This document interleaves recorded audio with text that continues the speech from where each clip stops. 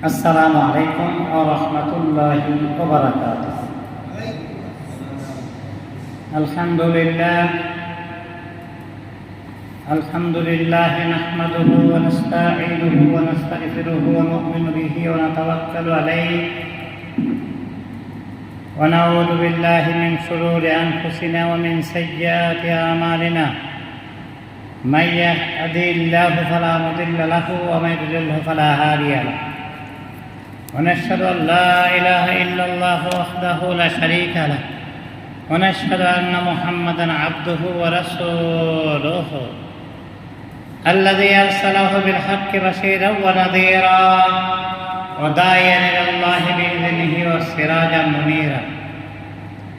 وقد قال الله تعالى في كلامه المجيد الفرقان الحميد: ومن شر حاسد إذا حسد.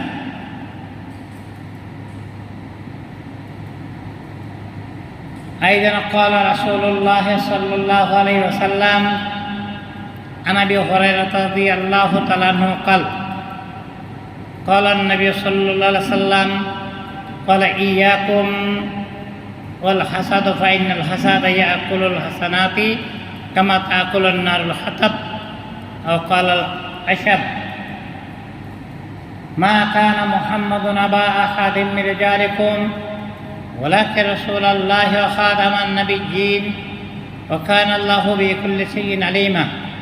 إن الله وملائكته يصلون على النبي يا أيها الذين آمنوا صلوا عليه وسلموا تسليما. اللهم صل على سيدنا محمد النبي الأمي وآله وسلم تسليما. اللهم صل وسلم وبارك عليه. সমস্ত তারই প্রশংসা মহাবিশ্বের এক অদ্বিতীয় অধিপতি রব্বুল আলামিনের দরবারে লাখো কোটি কৃতজ্ঞতা জ্ঞাপন করছি, যিনি আমাদেরকে তার প্রিয়ঘর মসজিদে সমবেত হওয়ার তৌফিক দান করেছেন। আমি আউটথর কর্নারে কথা না বলে সরাসরি আমি আমার আলোচনায় প্রবেশ করব। আমার আজকের আলোচ্য বিষয় হিংসা, আত্মিক ব্যাধি। এ সম্পর্কে সময়ের সংক্ষিপ্ত পরিসরে যতটুকু সম্ভব আলোকপাত করার ক্ষুদ্র প্রয়াস চালাব।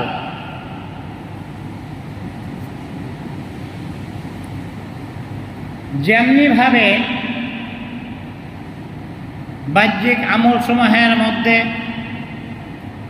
কিছু আছে ফরজ, কিছু আছে ওয়াজিব, কিছু আছে সুন্নাত, কিছু আছে মাকরুহ, কিছু আছে হারাম। আহকামে শরীয়ত বিভিন্ন ধরনের আছে। কিছু আমল আছে যেগুলি ফরজ কিংবা ওয়াজিব, হারাম ও গুনাহ। তো বাহ্যিক কবিরা গুনাহ থেকে বেঁচে থাকা যেমন জরুরি, তেমনিভাবে জরুরি আত্মিক নিষিদ্ধ কাজসমূহ থেকে বেঁচে থাকা। এটা আবশ্যক, জরুরি। আত্মিক বাহ্যিক কবিরা গুনাহ থেকে দূরে থাকা যেমন জরুরি, তেমনিভাবে আত্মিক গুনাহসমূহের কিঞ্চিত আলোচনা আমি নিয়ে আসবো। এর থেকে বাঁচাও একান্ত জরুরি বা আবশ্যক।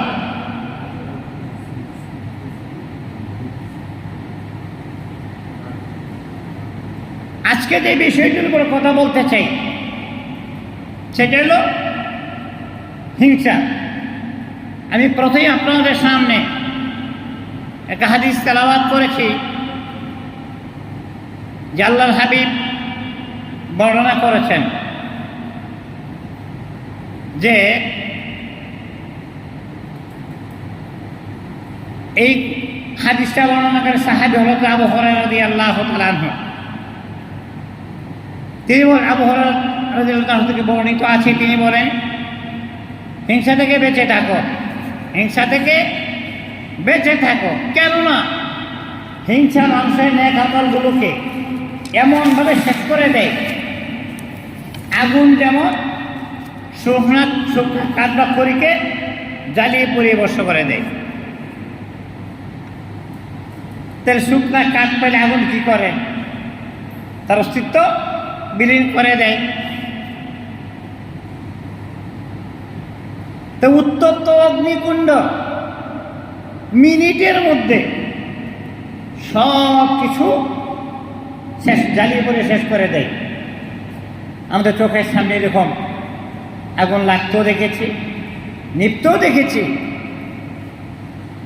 চুরি নেড়ে কিছু রেখা যায়, আর আগুনিতে পড়ে কিছুই অবশিষ্ট থাকে না। আবার কিছু কিছু আগুন আছে নিবু নিবু ভাবে জ্বলে, ধাউ ধাউ করে জ্বলে না, নিবু নিবু ভাবে ধীরে ধীরে জ্বলতে থাকে। এইটাও খড়কুটাকে ছাই পরিণত করে দেয়। এরকম ভাবে হিংসার আগুন ধীরে ধীরে কি জ্বলতে থাকে। জ্বলে জ্বলে মানুষের যে নেক আমল একটা জ্বালিয়ে পড়িয়ে শেষ করে দেয়। নেক আমল, হিংসা মানুষের নেক আমলগুলোকে জ্বালিয়ে পড়িয়ে নষ্ট করে দেয়। মানুষ বুঝতেই পারে না, আমলের খাতা নেক শূন্য, আমলের খাতা শূন্য হয়ে গেছে। আমরা জানি না, বুঝতেই পারি না কখন যে আমার আমলের খাতা শূন্য হয়ে গেল। এই জন্য রাসূল সাল্লাল্লাহু আলাইহি ওয়াসাল্লামের ব্যাপারে তাকিদ দিয়েছেন, বলেছেন এর থেকে বাঁচার জন্য। তাহলে বোঝা গেল হিংসা থেকে আমাদের কি করতে হবে? বেঁচে থাকতে হবে। এবং এইটাকে আমি ফরজের পর্যায়ে মনে করি। হিংসা থেকে বেঁচে থাকা এটা ফরজ। কিন্তু আমাদের আচরণ চাল চলন দিয়া বোঝা যায় না যে এটা ফরজের অন্তর্ভুক্ত, এটা মনে হয় না। অর্থাৎ এইটা থেকে বেঁচে থাকার জন্য কোনো গর্ব বা গরজ আমাদের নাই। আজকে আমাদের সমাজে এটা পরিণত হয়ে গেছে, হিংসাপূর্ণ সমাজে পরিণত হয়ে গেছে। আমাদের সমাজটা আজকে হিংসাপূর্ণ সমাজে পরিণত হয়ে গেছে। অক্টোপাসের মতো হিংসা আমাদেরকে আস্তে আস্তে করে গ্রাস করতে চলেছে। আজকে হিংসা থেকে নিরাপদ থাকার জীবন কল্পনাই করা যায় না। হিংসা থেকে নিরাপদ থাকাটা এই জীবন কল্পনাই করা যায় না। অথচ এটা একটা মারাত্মক ব্যাধি, এটা একটা মারাত্মক ব্যাধি। আমি এইটাও বলতে পারি, এটা মারাত্মক জীবাণু, এটাকে মারাত্মক জীবাণু। যেই জীবাণু নষ্ট করা আমাদের একান্ত দায়িত্ব বা কর্তব্য। কয় না, রাত্রে খাইছে ভালো, 1-1.5 ঘন্টা পরে আর বাথরুম থেকে আসতে পারে না, ফুড পয়জন হচ্ছে। নিশ্চয়ই খাবার মধ্যে এমন কিছু খাইছো যেটা তোমাকে এই পর্যন্ত নিয়ে গেছে। তা হিংসা নামক জীবাণু নষ্ট করা আমাদের একান্ত দায়িত্ব বা কর্তব্য। এই কথাটা বুঝতে হলে বুঝতে পারছো হিংসার হাকিকত। এর হাকিকত কি, বা হিংসা কত প্রকারও কি কি। যদি রোগটা আইডেন্টিফাই করা না যায় তাহলে ওষুধ দিবে কি? রোগ যদি আইডেন্টিফাই করা না যায় ঔষধ কি দেবে? জানতে হবে কেন হিংসার সৃষ্টি হয়, এর থেকে বাঁচার পথই কি, অনেকগুলি কথা কিন্তু বলে ফেলেছি। এর হাকিকত কি, হিংসা কত প্রকার কী কী, এবং কেন মানুষের মধ্যে হিংসার সৃষ্টি হয়, এবং হিংসা থেকে বেঁচে থাকার পন্থাই বা কি, এই চারটে বিষয় আমাদের সর্বপ্রথমে জানার দরকার। চারটে বিষয় আমাদের সর্বপ্রথমে জানা প্রয়োজন। আমি তো প্রথমেই বলেছি, আজকে এই বিষয়ে আমি আপনাদের সামনে কথাবার্তা বলার জন্য একটা ক্ষুদ্র প্রয়াস চালিয়ে যাব। এই ব্যাধি থেকে আমি আল্লাহ তাবারক ওয়া তাআলার কাছে দোয়া করব যে আল্লাহ তাবারক ওয়া তাআলা যেন আমাদেরকে এই ব্যাধি থেকে বেঁচে থাকার তৌফিক দিয়া দেন। আল্লাহ যদি না বাঁচায় তাহলে দুনিয়া কেউ বাঁচতে পারবে না। আমি লক্ষ্য করেছি অনেক সময় আমার জ্যাঠা মহাশয় গাভী পালতেন এবং গাভীকে খোল খাওয়াইতেন। খোল আমাকে মাঝে মধ্যে বলতে হয় এগুলো বাং, এগুলো ভাঙে, এগুলো বাং। অনেক সময় দেখা যেত খৈলের ভিতরে, এখন তো মেশিনে ভাঙায়, ওই সময় কানিয়া ছিল, খোল ভাঙতে দেখছি অনেক সরিষা আস্ত রয়ে গেছে। এই খোল এর মধ্যে আস্ত সরিষা রয়ে গেছে। তেল বাইরে হইল, সরিষা শেষ হয়ে গেল, তারপরেও কিছু সরিষার অস্তিত্ব এখানে বিদ্যমান দেখতে পাওয়া যায়। তাইলে আমি বলতে চাই, হিংসা কাকে বলে? হিংসা কাকে বলে? সহজ ভাষায়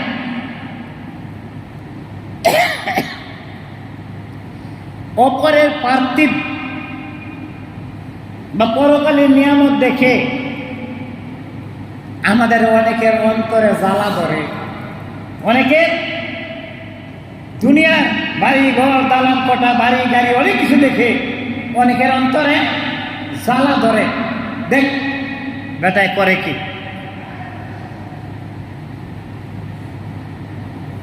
এইখানেই শেষ না, এইগুলি ধ্বংস হয়ে যায়, শেষ হয়ে যায়। এবারে কল্পনা তার মনের মনে কোটায় যখন জাগে, এটারে কয় হিংসা। অপরের পার্থিব কিংবা পরকালীন নিয়ামত দেখে, সংজ্ঞাটা কিন্তু আমি এটা অন্তর জ্বলে ওঠা এবং এই বিষয়টি তার থেকে বিলুপ্ত হয়ে যায়। এই কামনা করার যে বাসনা করা যে মনে মধ্যে যে জেগে ওঠে, এইটাই হল হিংসা। এটাই হিংসা, এইটা হলো হিংসার নিগড় বার্তা। কে আল্লাহ তাবারক ওয়া তাআলা সব বান্দাকে একসময় এক ধরনের নিয়ামত দেয়, কাকে সম্পদশালী করে, কাকে আলেমের মর্যাদা দেয়। হ্যাঁ, বাংলাদেশ যেমন বড় আলেম ওলামা, গতকাল ফেসবুকে দেখতেছিলাম বাংলাদেশের জনৈক আলেম, দেশের গণমানুষের গণনের পুত্রী কলিজার টুকরা মিজানুর রহমান আজহারী সাহেব বিদেশে ওনাকে সম্বর্ধনা দেওয়া হলো। এটা দেখে যদি মনে মধ্যে হিংসা আসে, ধ্বংস কামনা করে, এটা হিংসা। অনেকের 10তলা বিল্ডিং, সুন্দর গাড়ি দেখে যদি মনের মধ্যে কোনো এরকম আসে, আল্লাহ তার সম্পদশালী করছে, হ্যাঁ, অনেকে আল্লাহ আলেমের মর্যাদা দিচ্ছে, হ্যাঁ, আল্লাহ অনেকে ধন্য করছে এগুলি দিয়ে, হ্যাঁ, এসব দেখা যদি অন্তরের মধ্যে কোনো জ্বালা ধরে, জ্বলে উঠলো, ভাবলো এই নিয়ামত কেন পেল?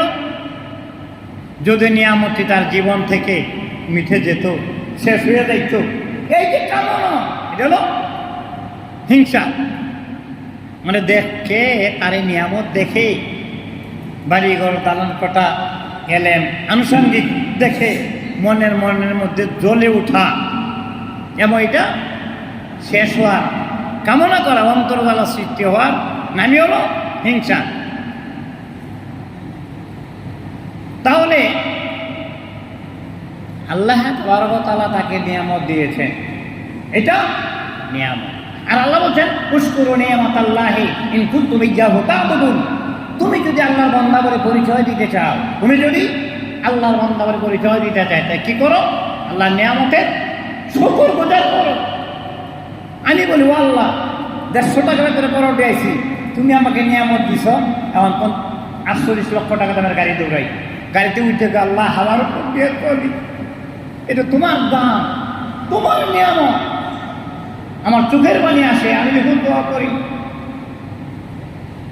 আল্লাহ নিয়ামতে আর কিছুই না।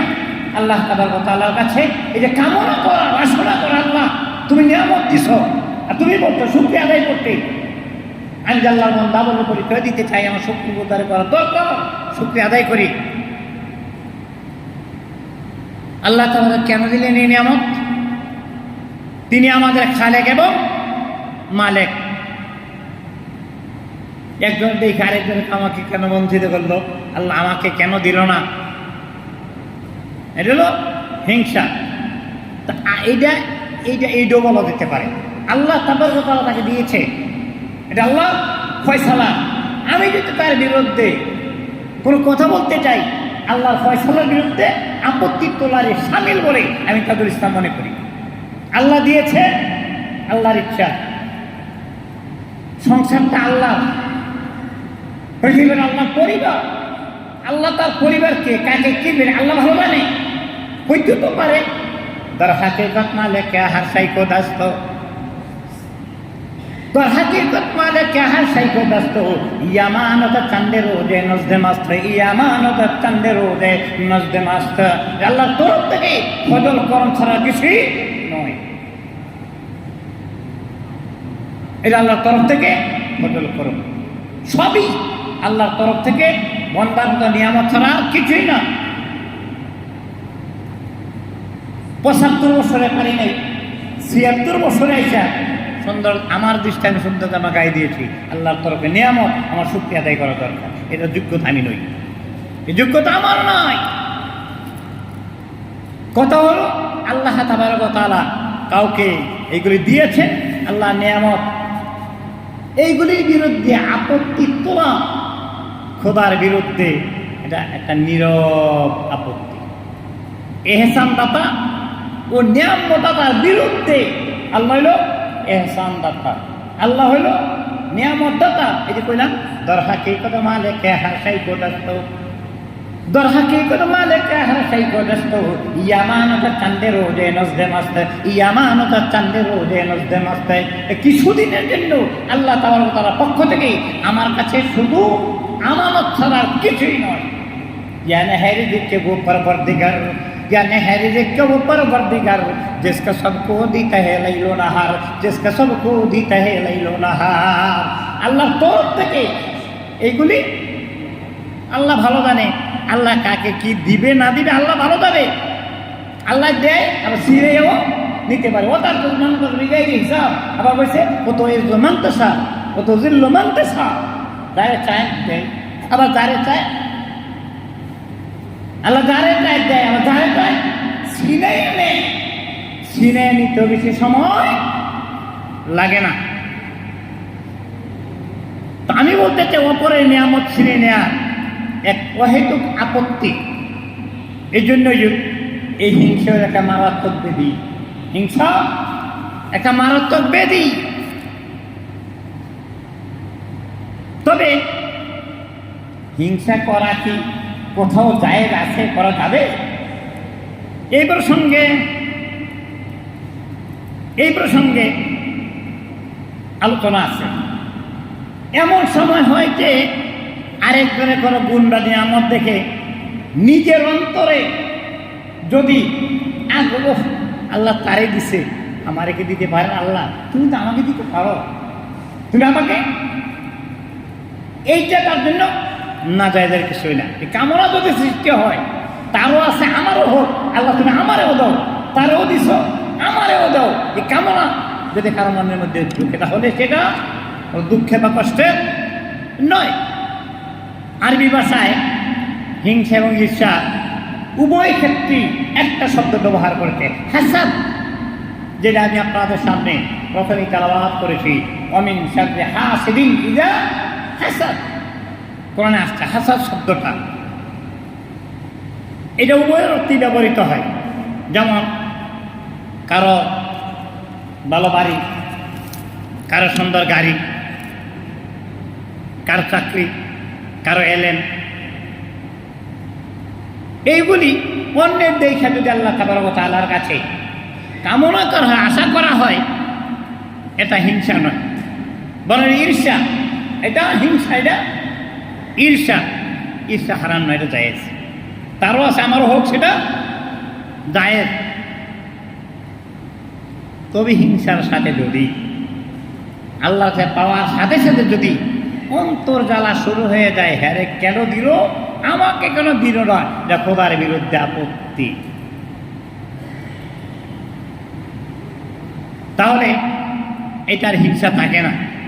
হিংসা তখন এই ঈর্ষা থাকে না, ঈর্ষা তখন হিংসায় পরিণত হয়ে যায় এবং জায়েজ আমলটা হারাম আমলে পরিণত হয়ে যায়। বিভিন্ন কিতাবে দেখেছি এই হিংসার তিনটা স্তর। হিংসা তিনটা স্তর। নাম্বার 1, অন্যের নাজ নিয়ামত দেখে নিজের মনের মনে গোটায় যদি এমন হয় যে এটা আমিও পেয়ে যাই, আল্লাহ যদি আমাকেও দিত, তাহলে এটা ভালো। তার থেকে ছিনিয়ে নিয়ে যদি, এটাতেও আপত্তি নেই, এটা হিংসার প্রথম স্তর। 2, অমুকের নিয়ামত পেয়েছে, সেটা আমাকেও পেতে হবে, এমুকে পাইছে, এটা আমাকে পেতে হবে।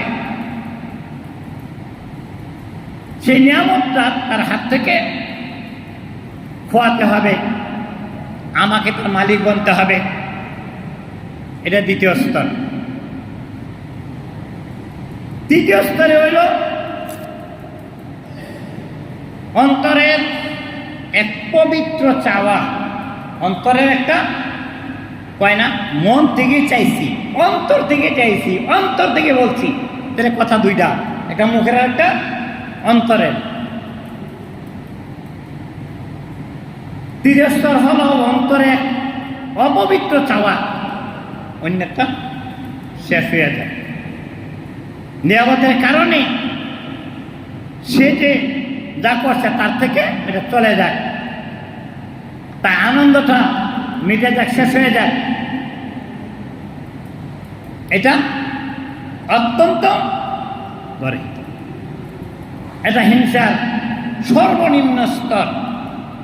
যেমন আল্লাহর রাসূল বলছেন, মান রাআ মিনকুম মুনকারান ফালইয়ুগাইয়িরহু বিয়াদিহি ফাইল্লাম ইয়াস্তাতি'হু বিলিসানিহি ফাইল্লাম ইয়াস্তাতি'হু বিকলবিহি হাযা আযআফুল ঈমান।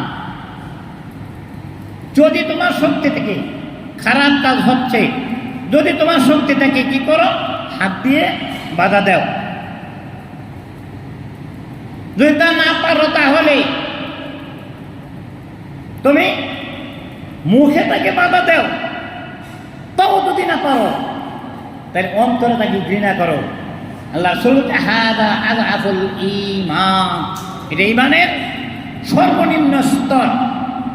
এখানেও হিংসার সর্বনিম্ন স্তর হল এটা।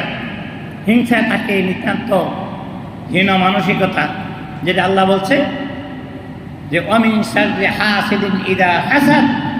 এই হাসাদ আল্লাহ তাবারক ওয়া তাআলা যেন আমাদেরকে এতে কি করে নিরাপদ রাখে।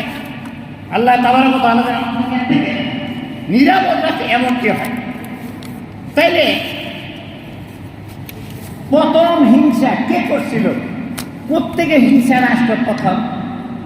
এটা উৎপত্তি স্থল অনেক সময় বলে না, শুনি, অনেক সময় শুনি কি ভূমিকম্প হয়েছে, বা উৎপত্তি স্থল নেপাল, উৎপত্তি স্থল নেপাল, এমনখানে ভূমিকম্প হয়েছে, উৎপত্তি স্থল এই যে হিংসা, এইটার একটা উৎপত্তি স্থল আছে। আল্লাহ তাবারক ওয়া তাআলা কোরআনে কারীম ফুরকানে হামিদে এই উৎপত্তি স্থলের কথা ঘোষণা করেছেন। সর্বপ্রথম হিংসা করেছে ইবলিস। ইবলিস কখন? আল্লাহ তাবারক ওয়া তাআলা আদম সৃষ্টি করলেন এবং বললেন, ইন্নী জাইলুন ফিল আরদি খলিফা, আমি আমার খলিফা প্রতিনিধি পাঠাবো দুনিয়ার জমিনে, আমার খেলাফতের দায়িত্ব পালন করবে আদম।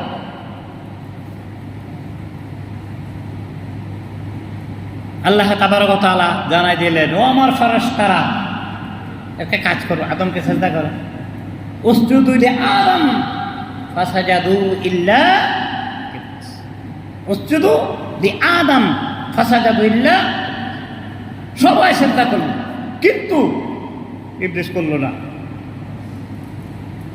কোরআনে কারীম ফুরকানে হামিদে এইটারও দলিল আসছে।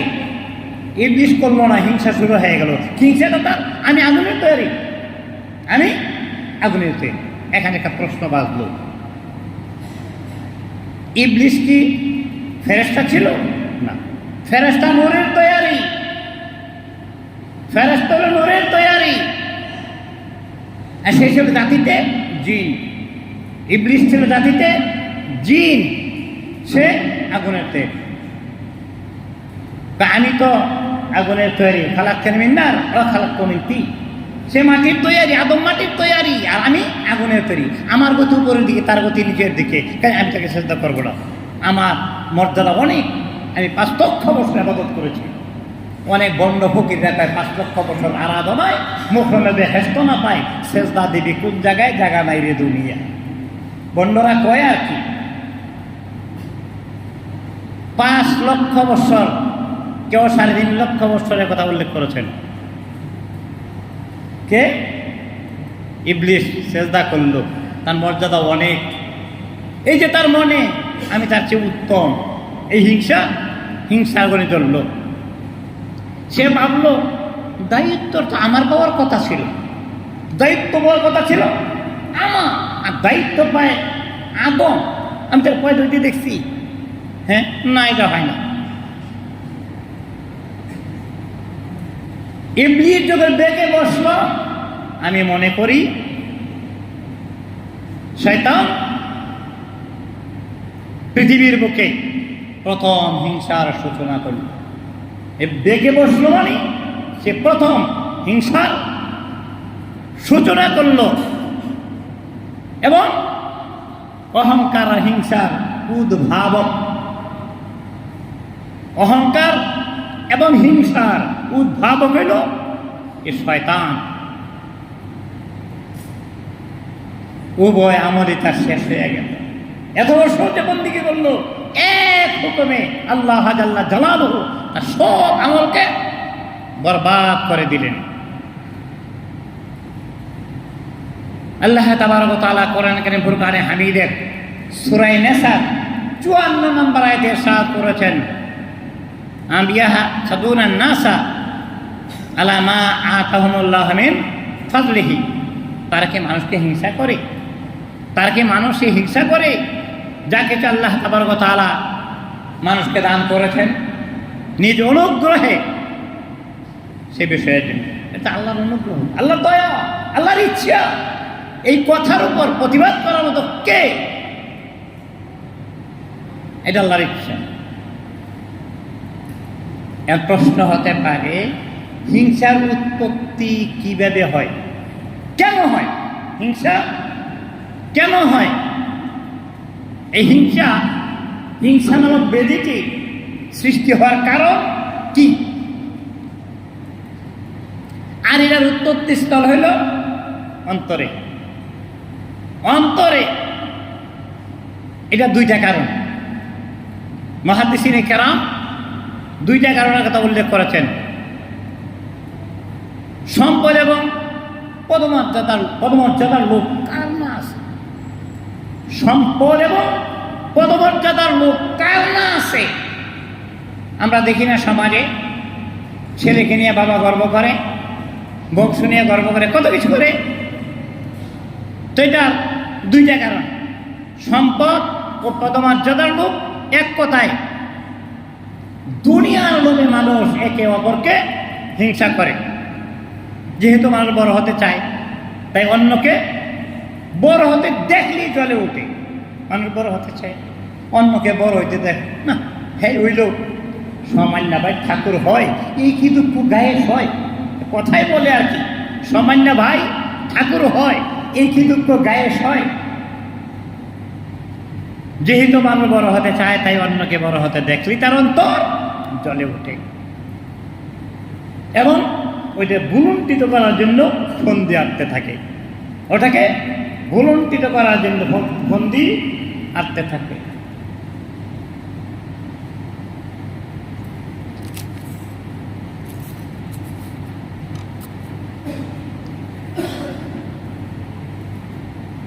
দ্বিতীয়ত হইল ঈর্ষা বিদ্বেষের কারণ হিংসার সৃষ্টি হয়ে থাকে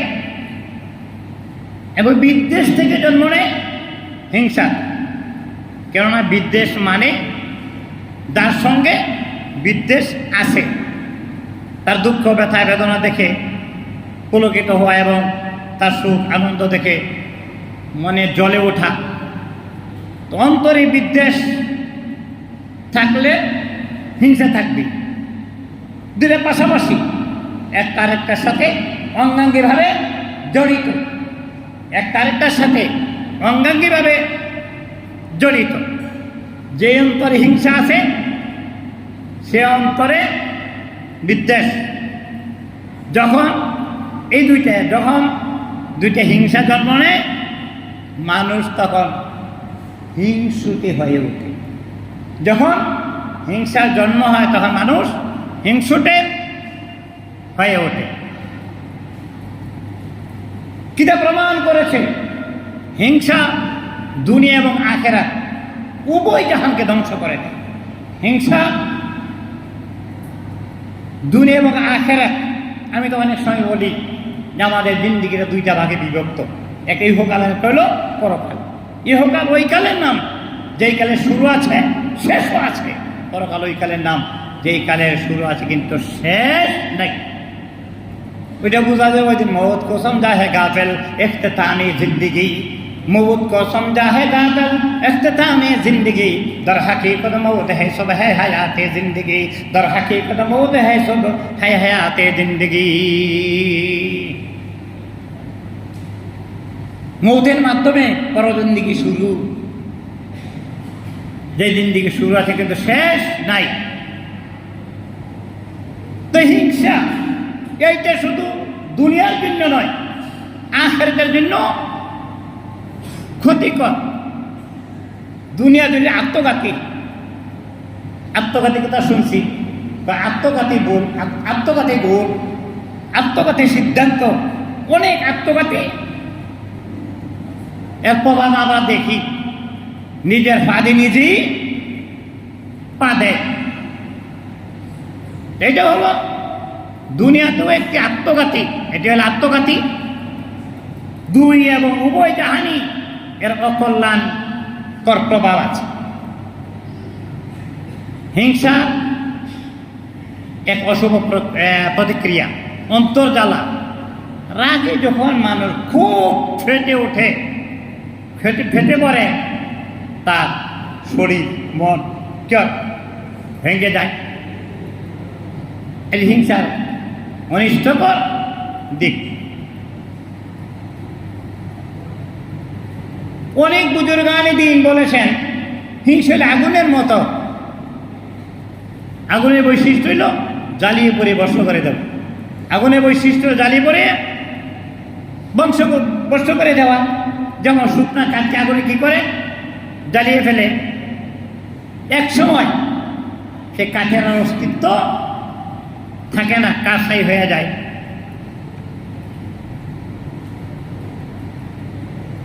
এবং তত্ত্ব জিহ্বা জ্বালানোর জন্য অন্য কিছু আর সে খুঁজে পায় না, তখন সে নিজেই খাওয়া শুরু করে। অটোমেটিক শিক্ষা হয়, নিবে, শেষ হয়ে যায়।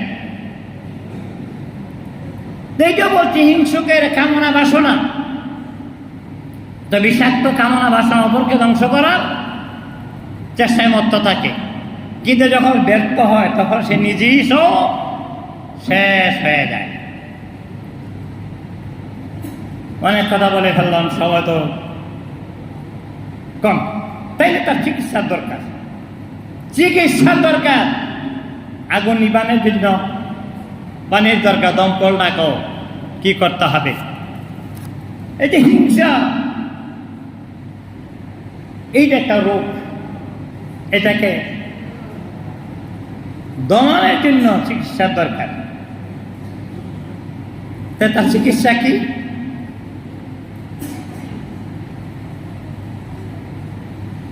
এইটাও কিন্তু আল্লাহর তরফ থেকে একটা হিকমত।